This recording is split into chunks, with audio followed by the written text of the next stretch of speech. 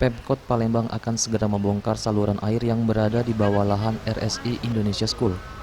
Hal ini lantaran seringnya terjadi banjir di seberang kawasan RSI Indonesia School akibat aliran air yang menuju kolam retensi Kiwal tersumbat.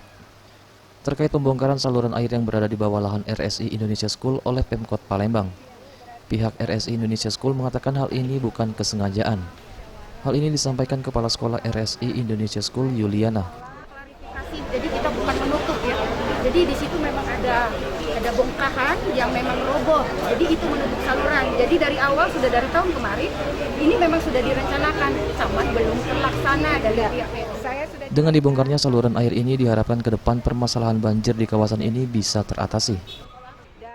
Sepertinya tidak ada lagi yang mesti kita khawatirkan karena antara pemerintah kota dengan juga sekolah sudah memahami apa yang harus dilakukan, dan mudah-mudahan dari saluran ini betul-betul nanti bisa kita perbaiki sehingga kawasan di Kalidoni yang disampaikan oleh Ketua RT tadi betul-betul nanti tidak lagi mengalami musibah banjir.